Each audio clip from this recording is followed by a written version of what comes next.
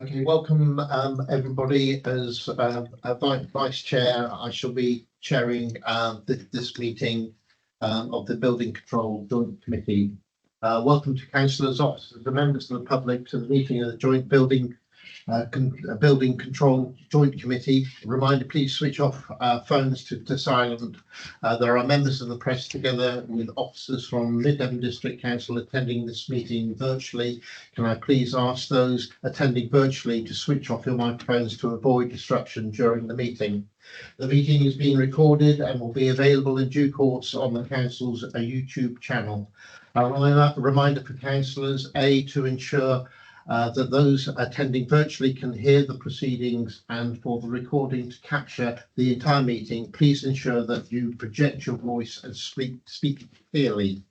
B, please remember it's a formal meeting, and therefore do not refer to councillors or officers by their first names. And C, finally, please be aware that the contents displayed on your iPad or laptop may be seen by others or members of the public attending the meeting. Therefore, please close down screens which are displaying confidential information during the public part of the meetings.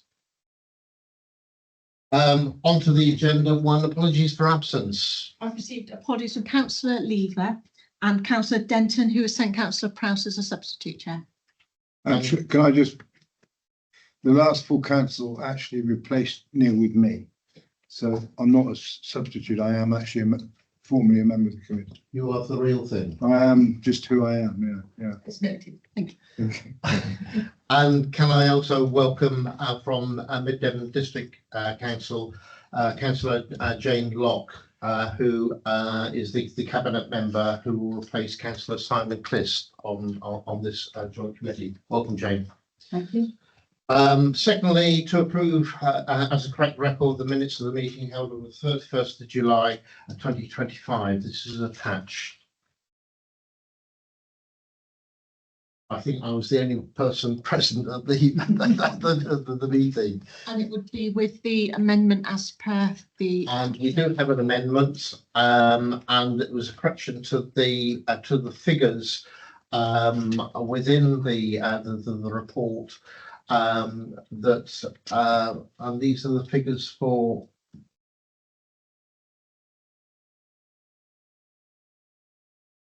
Where are they on the minutes?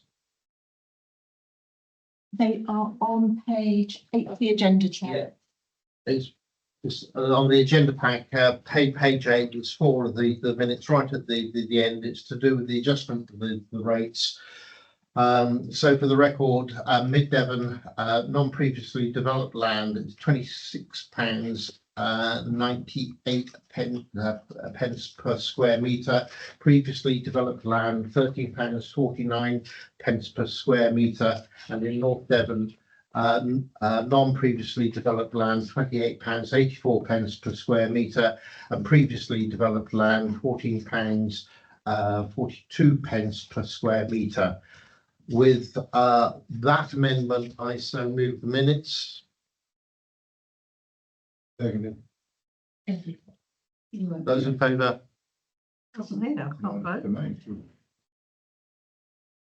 Sorry, Chair. Do you mind if I just chip in? Sorry.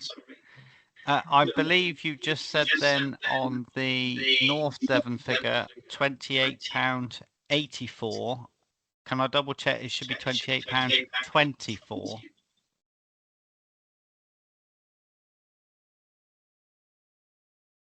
Which is the printed, isn't it? Yeah. So sorry, yes, it should be £28.24 as per page 8. That was the figure. Yeah, sorry, that's a typo on my email to you, Chair. Right. Yeah. Apologies. Thank you, Paul. Thank you. For correcting that. Was that further amendments?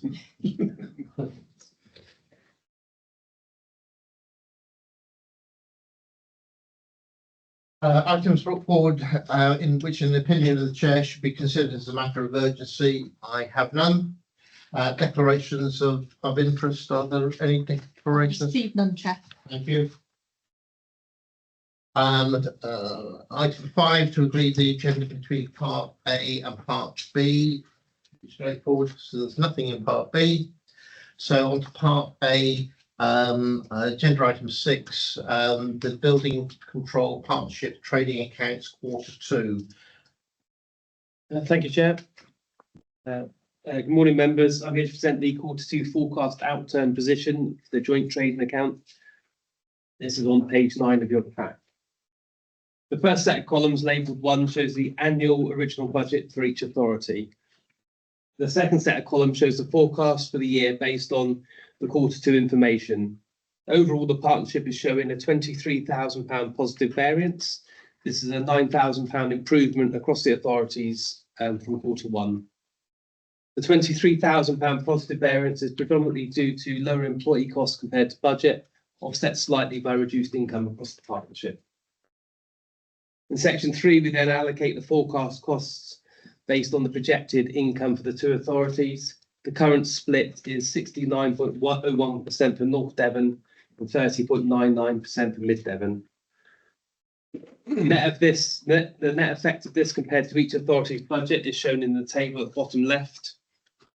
Projecting North Devon to be 2,200 up for the year and Mid Devon also up by the year for 22,400. Section 4, column 4, deals with the 75% chargeable element, where you can see both authorities are now making a very slight surplus. Members, that concludes the short presentation. I'm happy to take any questions. I've got no questions at all, really. It's a straightforward observation. I think at the moment things are moving slowly in the right direction. So from the chair, I'm happy to sort of move the adoption of these quarterly accounts. Or is it just for noting?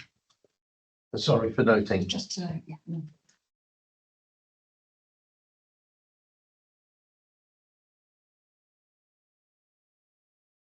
To the last item on the agenda, the building control and business update. Over to Andy's building control manager. Thank you, Chair. To start with performance, with the regulation decisions and the 2-month targets set at 95% have been met for Q2. Plan examination response times with applications being examined within 3 weeks remains below target of 95%. 78% was achieved. The average time to first response 18 days for Q2, set against a target of 10 days. Our share of completions in the housing sector has dropped to 18% this quarter. Our general market share remains consistent, but has dropped this quarter to 78% from an extremely high 85% last quarter. Performance here remains strong and above the target KPI set at 75%. Partnerships' continued resourcing issues mean that any improvement in the processing times remains unlikely. Finance have provided an overall picture of the financial position, and just to confirm, at the end of Q2, this budget year has shown a predicted outturn of £23,000 surplus. Moving on to governance, Mr. Marsh is on annual leave this week, but will formally leave his role at Mid Devon at the end of next. His vacant position will be advertised, and in the interim, Mr. Andrew Jarrett will provide temporary senior management cover for the partnership on the Mid Devon side. Until recently, Mr. Triggs has been acting as the interim senior manager on the North Devon side of the partnership, and this arrangement has now been made permanent. Mr. Triggs is also on annual leave this week, so he's obviously not able to attend today.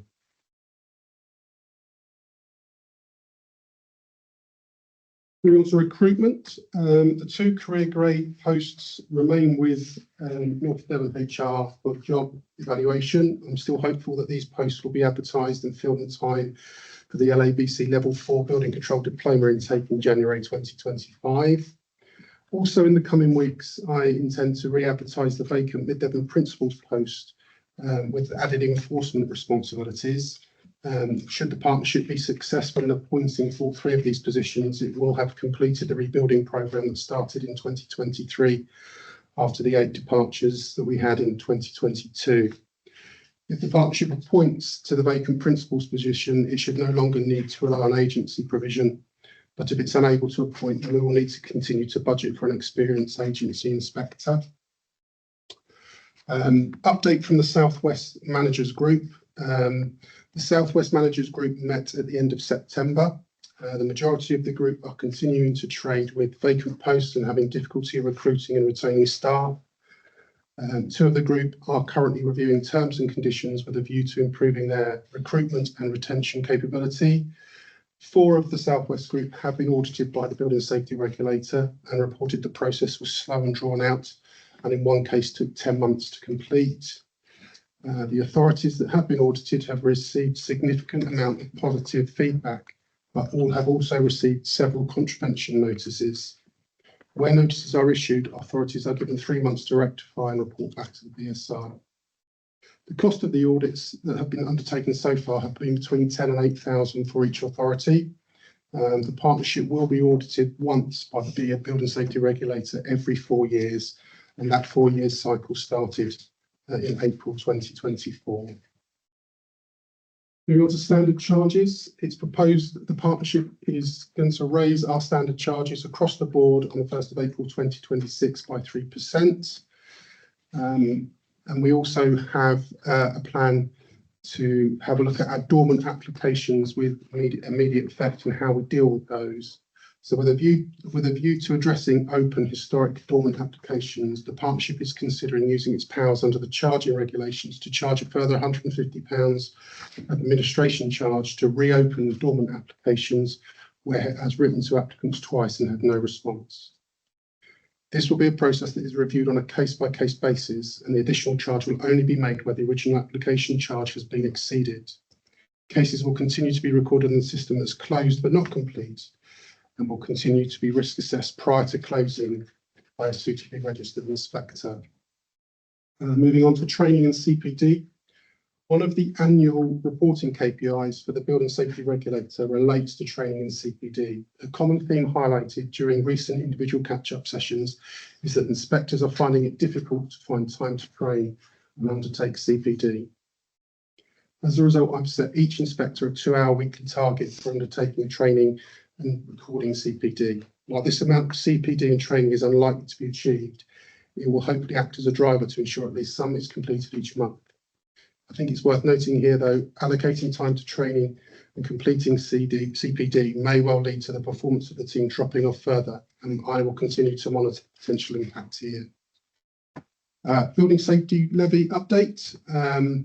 So levy collection process, and there's been a second meeting from central government that local authorities in the southwest have attended, and this information was disclosed to us at that meeting. So the actual levy collection process: full plans, building regulation applications and initial notice received on or after the 1st of October 2026 to create at least 10 dwellings or 30 bed spaces for purpose-built student accommodation will be liable to pay the levy. There will be some exemptions, and the following are exempt. School accommodation, that means residential accommodation provided by a school for the use of its students, hotels and hostels, care homes and hospices, almshouses, and temporary accommodation for homeless people. Building control collection authorities will be required to undertake the following: review the levy submission for initial notices and applications and issue liability and exemption notices at submission stage. They'll be required to collect, administer, record transfer funds, issue exemption notices, issue liability notices, issue payment certificates, report on liability notices, report on exemption notices, and report on payment certificates issued quarterly to central government. Currently, the levy does not apply to building control applications that are building notices, nor will it apply to full plans regulation applications with 9 or less houses or 29 or less bed space for student accommodation.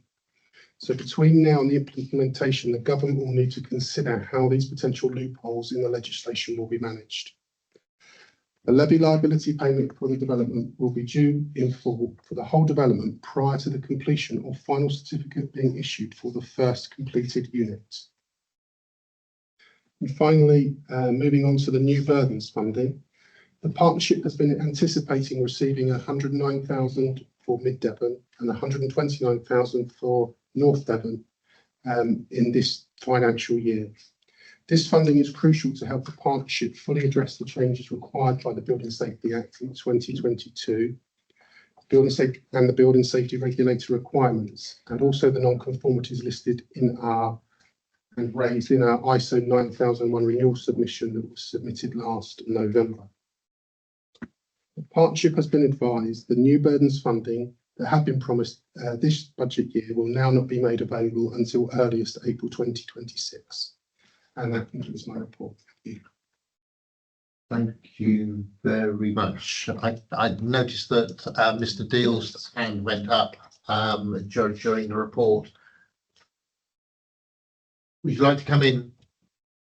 Thank you, Chair. Yeah, literally, it was just as the part where we were updating on the recruitment of the Director of Place within Mid Devon, just to say that actually interviews are taking place today. So fingers crossed, we'll have a successful applicant by the end of the day. Thank you very much.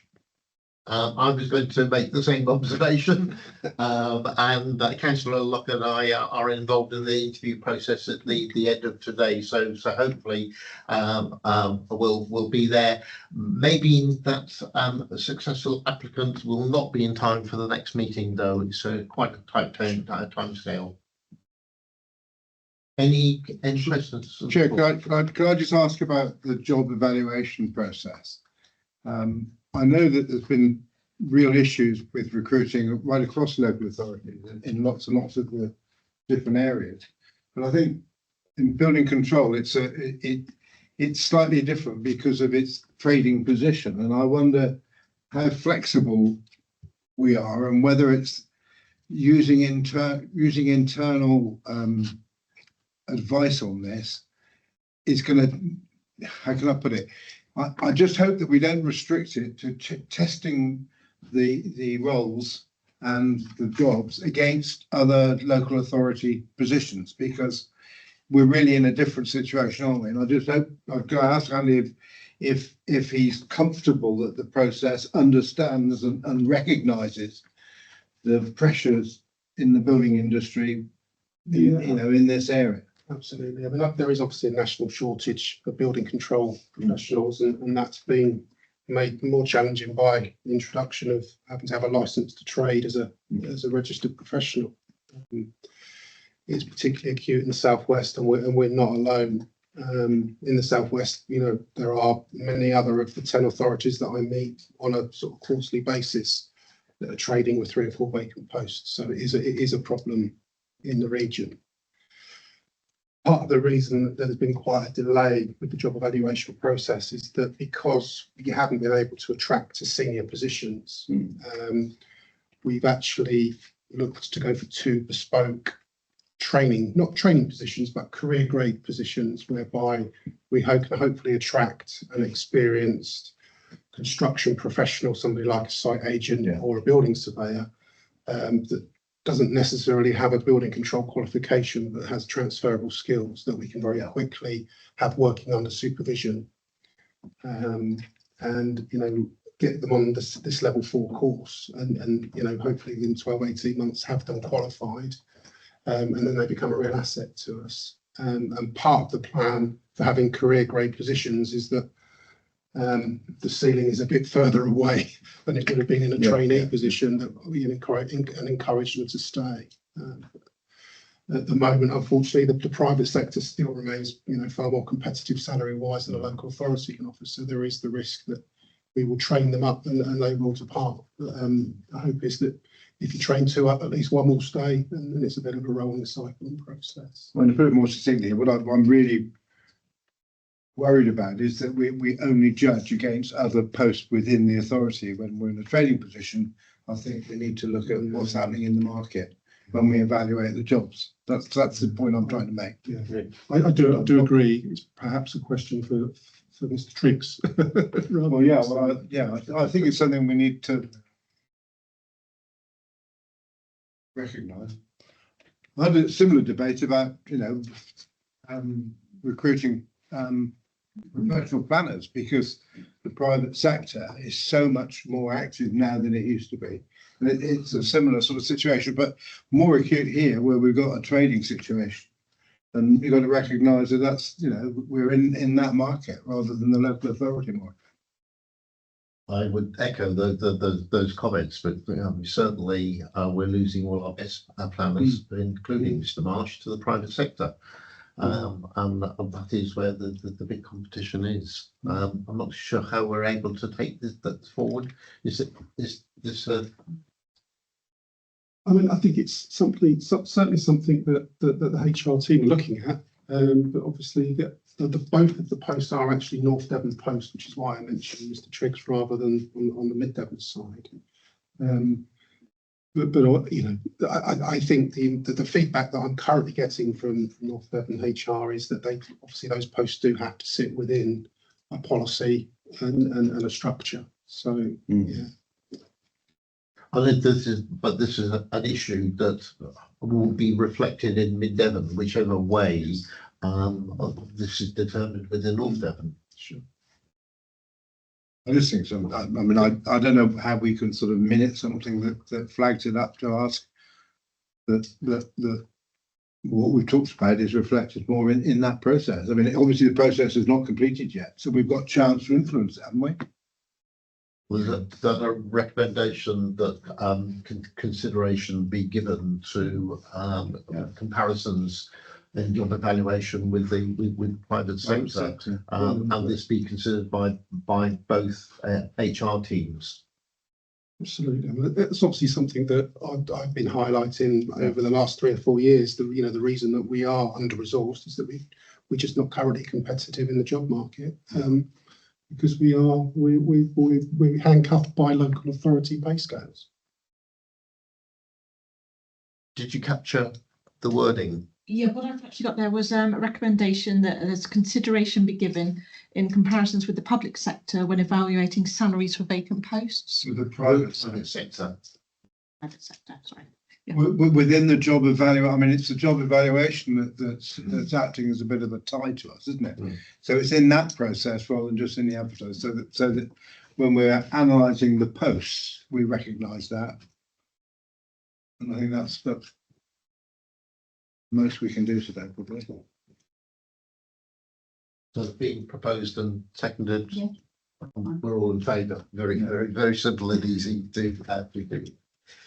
Any more points for? Can I ask a question, please? I'm new to this, so I'm sorry if I'm asking an obvious question, but there's lots of facts and figures in your report.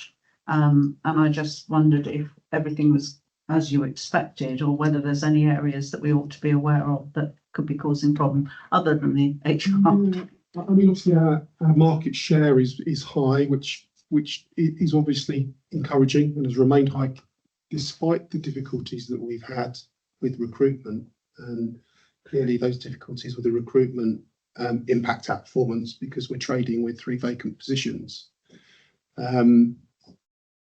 Our performance in terms, and when I talk about performance, I'm talking about response times really. So, obviously our target of trying to make a response from an inspector for an application to an applicant within 10 working days is what we look to achieve. We're currently nowhere near that. We're at 18 days. When we were fully staffed, in sort of 2020 or prior to the pandemic, we were turning applications around in 7 working days. So being fully staffed and having a full complement of qualified staff, that will be when we would look to be achieving that 10 working days.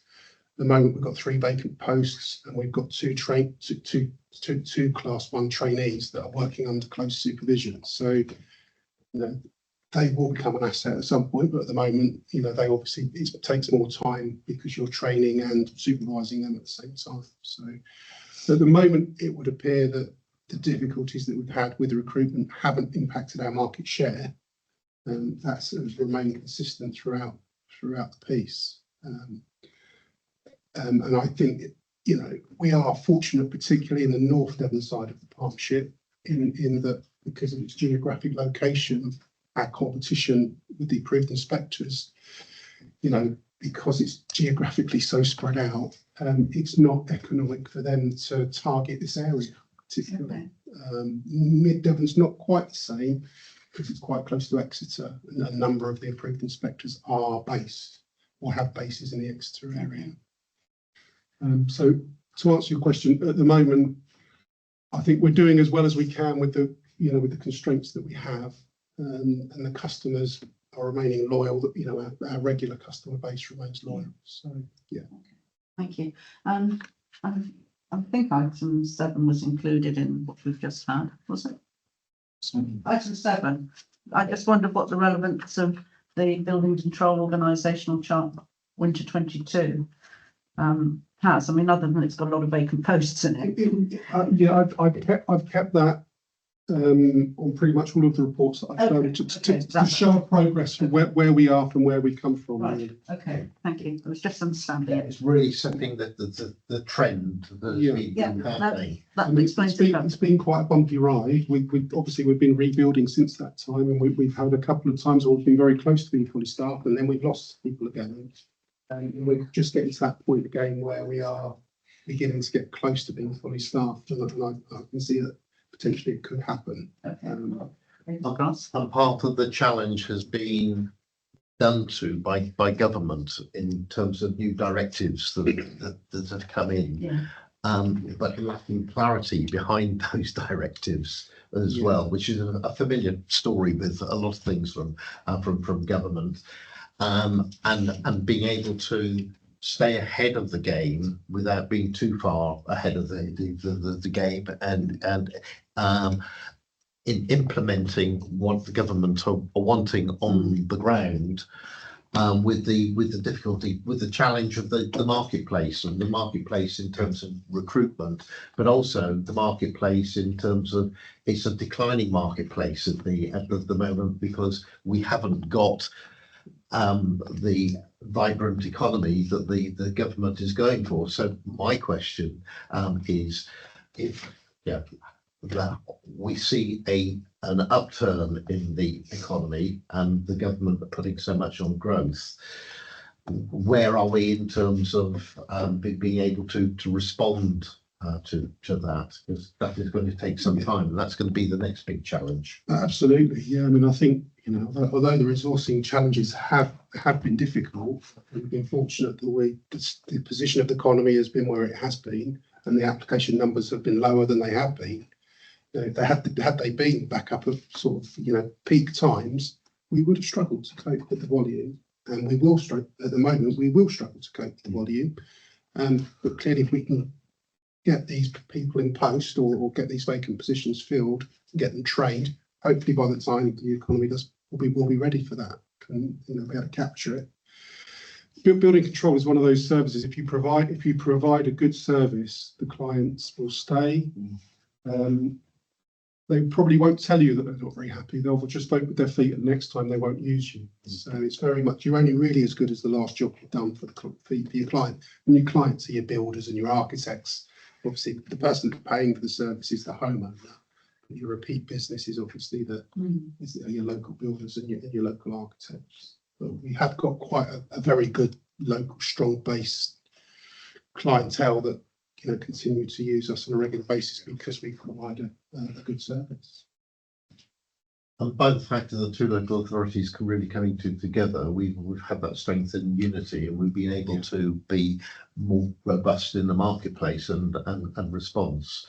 And irrespective of LGR, I'd like to see that type of modelling replicated in other areas, planning enforcement, for example. But that's for the future. At the moment, we're preoccupied by local government reorganisation. You told me you were very relaxed, Chair. Oh, I am quite relaxed about it, because it's going to happen one way and another. But we were just like we're having to respond here. We're being done to. Any further questions? Points? Anything from anybody online? I see no hands. Well, in that case, conclude the meeting at 10:29. After saying that the next meeting is on the 29th of January. I have given my apologies for that meeting, But councillor Locke will be here from. Thank you, everybody. Meeting is closed.